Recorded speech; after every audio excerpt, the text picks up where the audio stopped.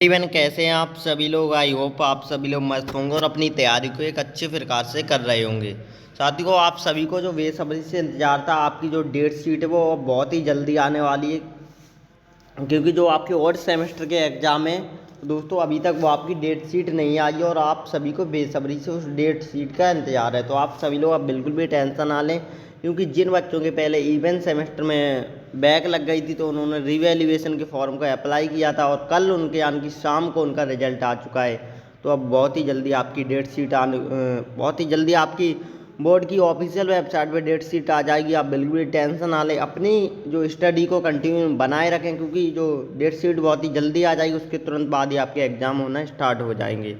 तो आप सभी लोग दोस्तों, आज हम केमिस्ट्री के मोस्ट इम्पोर्टेंट क्वेश्चन लेके आए हैं जो कि एग्जाम के पॉइंट ऑफ व्यू से वेरी मोस्ट इम्पोर्टेंट है। दोस्तों आप सभी को पता है केमिस्ट्री में एक चैप्टर है वाटर नाम से।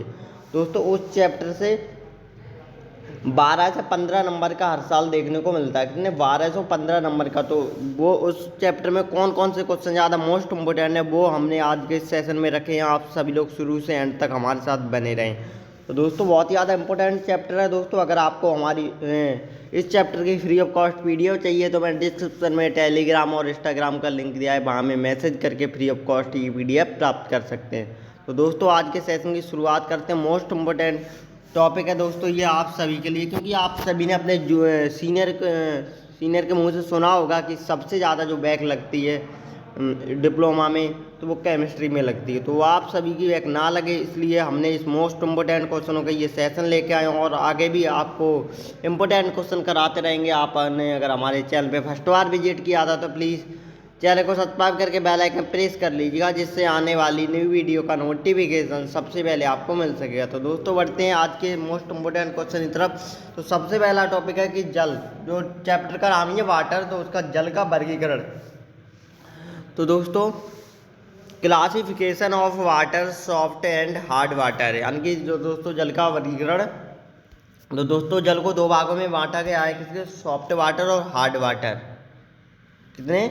सबसे पहले दोस्तों और एक आपको लिखने की एक ट्रिक बता दूं। ऐसे यहाँ पर ये क्वेश्चन आ जाए कि जल का वर्गीकरण कीजिए, तो आप बहुत ही अच्छे से एक जल का वर्गीकरण एक हेडिंग डालेंगे, फिर उसके नीचे दोस्तों पॉइंट वाइज आप सभी लोग लिखेंगे ऐसे करके कि वाटर काउंटिव टाइप्स, यानी कि जो वाटर दो प्रकार का होता है। वाटर क्लासिफिकेशन इन टू टाइप्स, यानी कि वाटर दो प्रकार का होता है, सॉफ्ट वाटर और हार्ड वाटर। तो दोस्तों सॉफ्ट वाटर क्या होता है? तो वह जल जो साबुन के साथ मृदुल और कोमल जल, वह जल जो साबुन के साथ अधिक और शीघ्रता से झाग देता है, वह जल जो साबुन के साथ अधिक और शीघ्रता से झाग देता है मृदु या कोमल जल कहलाता है। इस जल के उपयोग में अनेक हानियाँ होती हैं। दोस्तों इस जल का जब उपयोग करते हैं तो उससे अनेक प्रकार की हानियाँ होती हैं, कहते हैं सॉफ्ट वाटर से। दोस्तों अब है हार्ड वाटर, यानी कि टाइप्स 2, यानी कि इसको बोलते हैं कठोर वाटर। तो दोस्तों वह जल जो साबुन के साथ बहुत देर में झाग देता है, यानी कि वह जल जो साबुन के साथ बहुत देर में झाग देता है दोस्तों क्या कहलाता है? कठोर वाटर कहलाता है। पीने की दृष्टि से कठोर वाटर निम्न प्रकार होता है, यानी कि जो पीने की दृष्टि से अगर देखा जाए तो कठोर वाटर निम्न प्रकार से होता है।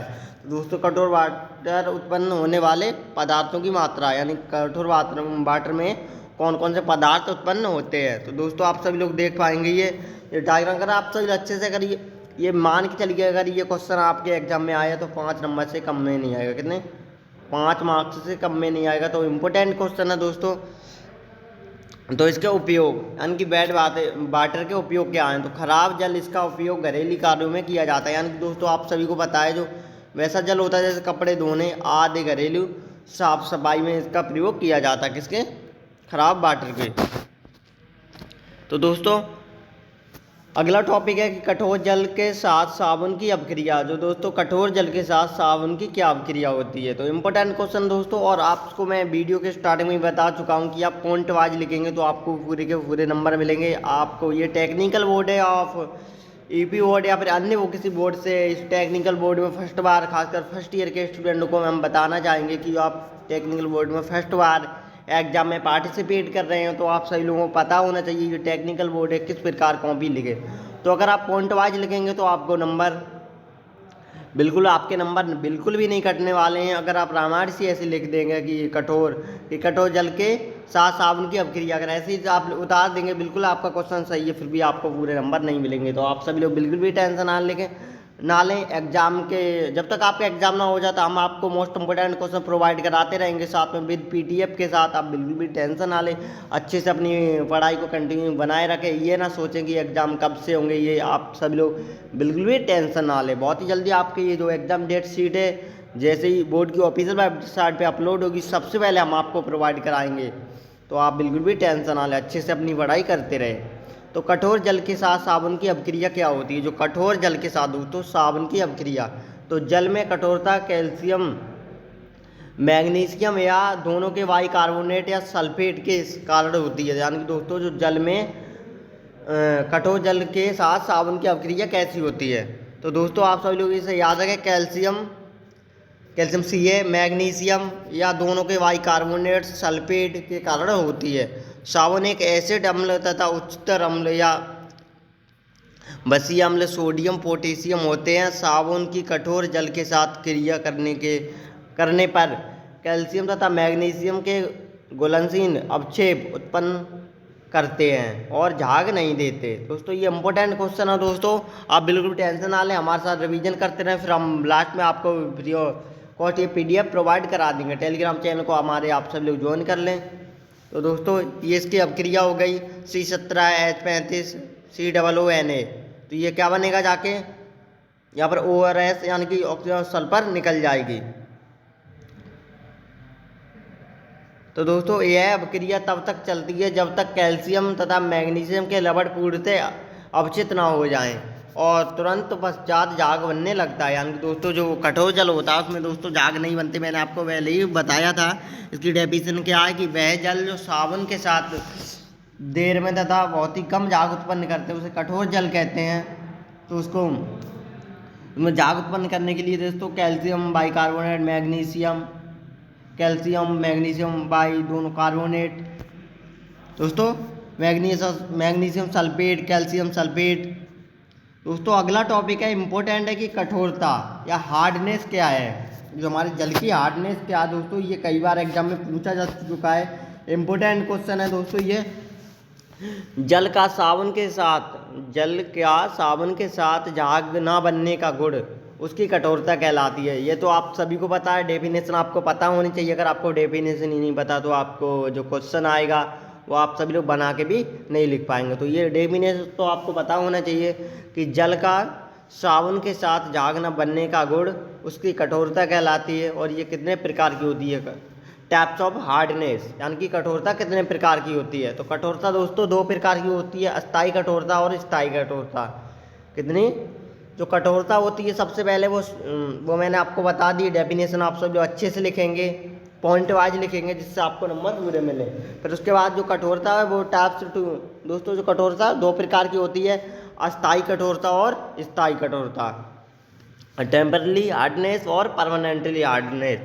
तो दोस्तों जो अस्थायी कठोरता होती है वो क्या होती है?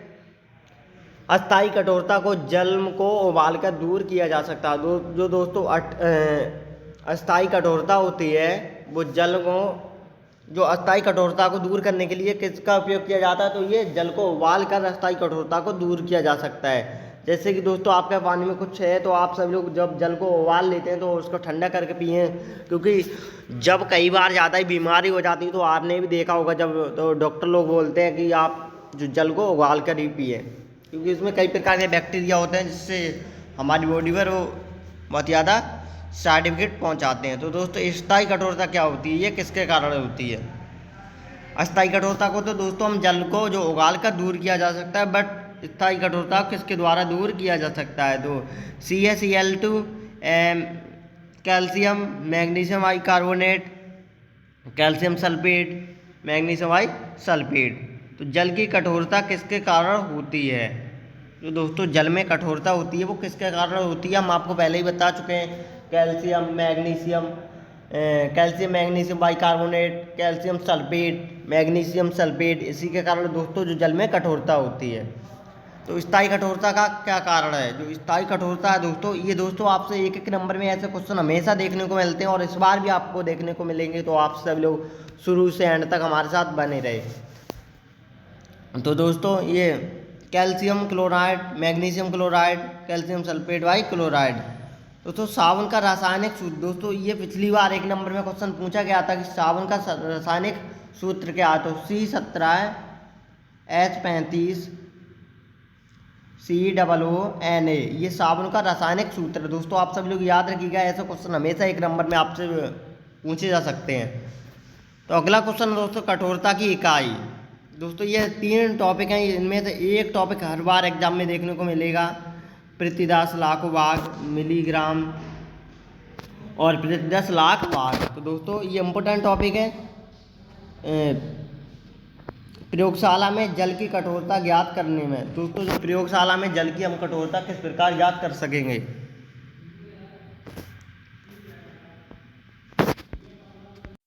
वह भाग जो कैल्शियम कार्बोनेट का भाग जो मूल के प्रतिलाग, वह भाग जो कार्बन के कैल्शियम कार्बोनेट का भाग जो प्रतिलाग भाग को घुला हो, प्रतिलाग जो भाग में घुला हो, तो जल की कठोरता ppm में कहलाती है। किसमें दोस्तों, आप सब लोग नहीं देख पाएंगे, वीडियो ज़्यादा ही लॉन्ग होती जा रही है। जल की कठोरता दोस्तों ये भी इंपॉर्टेंट हेडिंग है और हमेशा एग्जाम में देखने को मिलेगी। दोस्तों आप सभी लोग इसे PDF प्राप्त करके अपना अच्छे से रिवीजन कर सकते हैं। दोस्तों द्रव्यमान वार संख्या, दोस्तों ये एग्जाम में पूछी जा सकती है, एक या 2 नंबर में आपसे इस बार भी देखने को मिलेगी।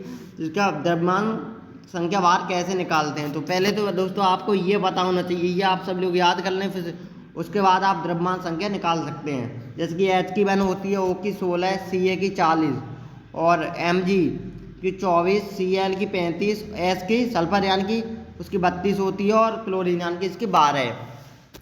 तो दोस्तों कैसे करके निकालेंगे, जब आपको ये पता होगी अच्छे से, तो CaCO3 की निकालनी है। तो बस Ca की कितनी बताई थी मैंने, 40। दोस्तों ये प्लस ही रहेगी, आप सभी लोग इसे याद रखें। फिर CO की कितनी है, CO की दोस्तों मैंने आपको बताई थी कितनी, C की कितनी है 12 है, O की 16 है। तो आप सभी लोग ऐसे इसको निकाल पाएंगे, या 3 तो ये है, ठीक है। तो ऐसे आप द्रव्यमान संख्या वार निकाल पाएंगे। दोस्तों इम्पोर्टेंट है ये भी टॉपिक। दोस्तों अब यहाँ पर एक इम्पोर्टेंट टॉपिक है कि टाइप्स ऑफ बफर सॉल्यूशन, यानी कि बफर विलयन के प्रकार, types of buffer solution. Buffer विलयन के प्रकार टाइप 2, यानी कि ये 2 प्रकार के होते हैं, अम्लीय बफर विलयन, क्षारीय बफर विलयन। तो दोस्तों सबसे पहले अम्लीय बफर विलयन ये क्या होता है, तो ये दुर्लभ अम्ल तथा इसके किसी प्रबल क्षार के साथ बने हुए लवण को मिश्रण विलयन या अम्लीय बफर विलयन कहते हैं। दोस्तों यहाँ पर कॉन्सेप्ट को आप समझें अच्छे से, एक बार फिर से रिपीट करेंगे कि एक दुर्बल अम्ल तथा इसके किसी प्रकार भार के साथ बने हुए लवण के मिश्रण को विलयन या अम्लीय बफर विलयन कहते हैं। तो दोस्तों ये और क्षारीय बफर विलयन क्या होता है, ये भी दोस्तों इम्पोर्टेंट है, आप सब लोग इसे भी देख पाएंगे कि कठोर जल से हानियाँ। दोस्तों जो कठोर जल से क्या हानियाँ होती हैं, दोस्तों ये इम्पोर्टेंट टॉपिक है, ये एग्जाम में आने के चांस हैं। तो आप सब लोग इसे अच्छे से रिवीजन इसका कर लीजिएगा, साथ में हमारे साथ पढ़ने, फिर हम आपको फ्री ऑफ कॉस्ट ये PDF प्रोवाइड करा देंगे, फिर आप PDF से अच्छे से पढ़ पाएंगे। तो दोस्तों कठोर जल से हानियाँ, जो कठोर जल से क्या हानियाँ होती हैं, घरेलू कार्यों में होने वाली हानियाँ, बॉयलर पोषित भरण जल, घरेलू कार्यों में होने वाली हानियाँ। कठोर जल साबुन के साथ शीघ्रता से झाग नहीं बनाता। कठोर जल साबुन के साथ तभी झाग बनाता है जबकि समस्त कैल्शियम मैग्नीशियम लवण पूर्णतः अवशोषित हो जाते हैं। इस प्रकार साबुन की पर्याप्त मात्रा कठोर जल के साथ कैल्शियम तथा मैग्नीशियम के साथ अवक्षेप बनाने में व्यर्थ चली जाती है। यानी दोस्तों आप सभी को इसे समझना होगा, इम्पोर्टेंट टॉपिक है, ये हमेशा एग्जाम में देखने को मिलता है।